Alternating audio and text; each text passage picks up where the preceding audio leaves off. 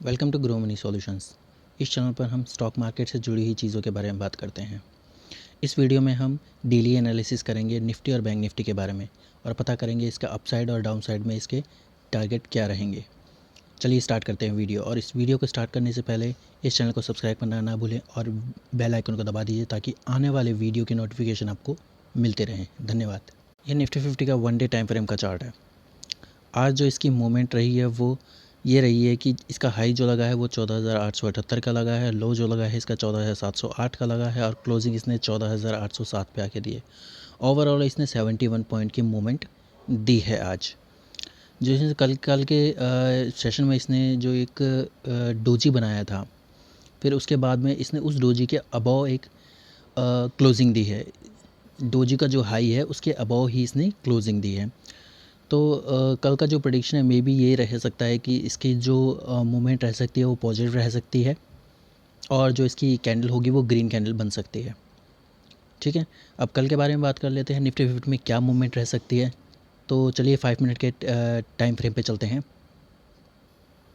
ये निफ्टी 50 का 5 minute time frame का चार्ट है।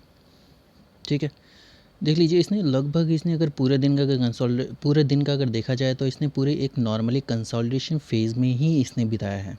ठीक है, ना तो ये ज़्यादा अपसाइड गया है और ना ही ये ज़्यादा डाउन साइड गया है और इसके ज़्यादा ना तो हाई में इसने क्लोजिंग दी है और ज़्यादा ही ना ही इसने लो में क्लोजिंग दी है। ओवरऑल इसने मिडिल पे ही क्लोजिंग दी है।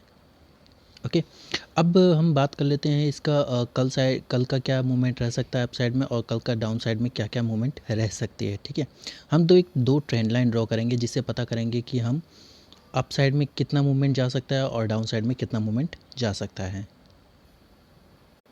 ये 5 मिनट के टाइम फ्रेम में हमने एक ट्रेंड लाइन ड्रॉ की है।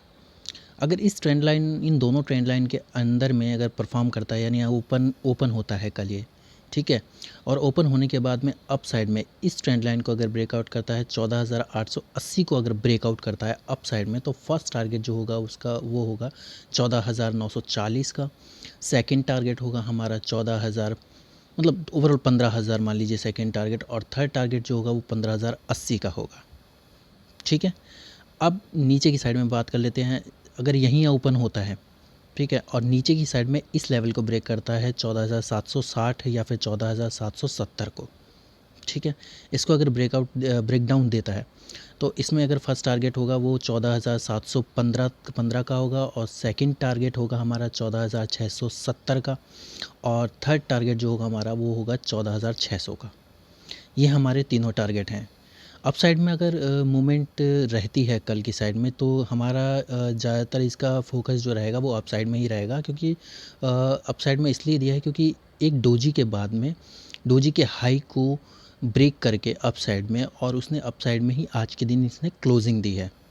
कंसोलिडेशन फेज़ का लगभग यही मतलब रहता है कि अगर ये क्लोजिंग देगा तो कैसे देगा, और इसने आज क्लोजिंग पॉजिटिव दी है तो इसका नेक्स्ट डे का जो मूवमेंट रह सकता है वो पॉजिटिव ही चांसेस लग रहे हैं।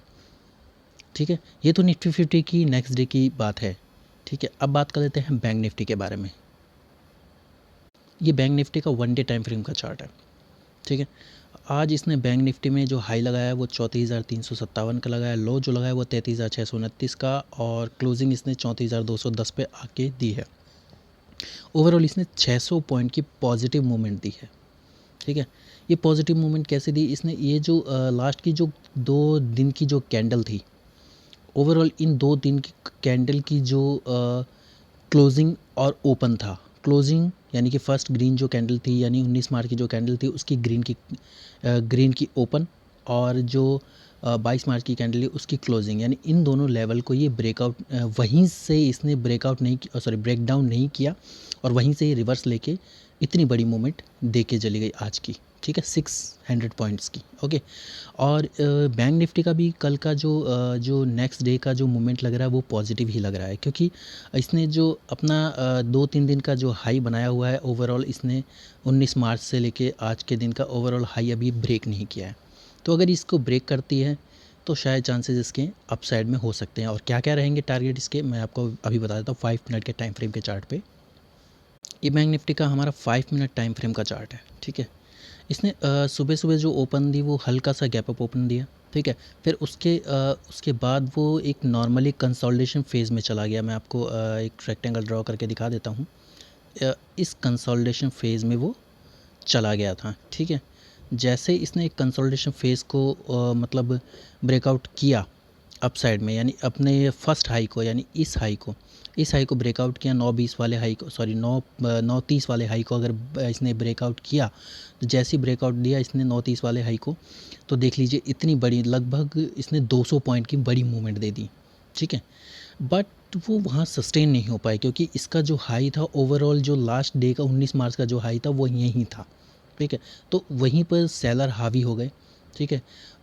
34,200, 34,240 और 50, यानी ये 50 पॉइंट की जो मूवमेंट है, ये नो ट्रेडिंग जोन है। इसमें अगर ट्रेडिंग करते हैं तो इसमें बायर्स भी फंस सकते हैं और सेलर्स भी फंस सकते हैं, क्योंकि ये ट्रेडिंग नो ट्रेडिंग जोन है। इसमें अपसाइड भी जा सकता है और डाउन साइड भी जा सकता है, इसका कोई प्रेडिक्शन नहीं लगा सकता, ठीक है।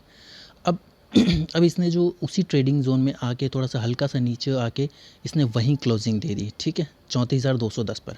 अब बात कर लेते हैं कि ये नेक्स्ट डे में क्या मूवमेंट दे सकती है।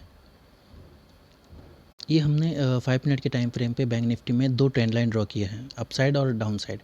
अपसाइड जो है वो 34,350 के आसपास है, ठीक है। 34,350 को अगर यहीं पे ओपन होके इन्हीं दो ट्रेंड लाइन को, यानी 34,000 मतलब 34,015 और 34,350 के बीच में अगर ये ओपन होती है, ठीक है, तो अगर ये अप साइड में 34,350 को ब्रेकआउट करती है, तो इसका फर्स्ट टारगेट होगा हमारा 34,600 का, सेकंड टारगेट होगा हमारा 34,731 का, और थर्ड टारगेट जो होगा वो 34,985 का होगा अप साइड में, ठीक है। अब डाउन साइड में मैंने ये ट्रेंड लाइन क्यों ड्रॉ किया, आप देख लीजिए, क्योंकि ये ट्रेंड लाइन जो है वो 2 या 3 कंसोलिडेशन फेज से होकर गुजर रही है। तो अगर इसको ब्रेक डाउन करती है बैंक निफ्टी, तो इसका फर्स्ट टारगेट हाईली ज़्यादा होगा, यानी कि 33,770 के आसपास होगा फर्स्ट टारगेट। सेकंड टारगेट होगा 33,500 का, और थर्ड टारगेट होगा हमारा 33,310 का, ठीक है। ये हैं हमारे टारगेट, ठीक है, नीचे की साइड में। अब ये जो ट्रेंड लाइन है वो कैसे ड्रॉ हुई, मैं आपको बता देता हूँ, क्योंकि इसने ये रेक्टेंगल ड्रॉ करके बता देता हूँ। एक तो ये एक फर्स्ट कंसोलिडेशन फेज़ था, ठीक है, जिसको ब्रेकआउट करके ये इसने रेड कैंडल इतनी बड़ी इसके बाद वाली कैंडल दी है, ठीक है। अब जो सेकंड फेज़ था, ये सेकंड फेज़, ये हमारा कंसोलिडेशन फेज़ था, जिसको ब्रेकआउट करके अप साइड में मूवमेंट दी थी, ठीक है। ये दो कंसोलिडेशन फेज़ को जोड़ के हमने एक नीचे की ट्रेंड लाइन बनाई है। तो इस ट्रेंड लाइन को अगर ब्रेकडाउन देती है, तो मैंने आपको टारगेट बता ही दिए हैं नीचे के, तो इस हिसाब से ये टारगेट होंगे नेक्स्ट डे के।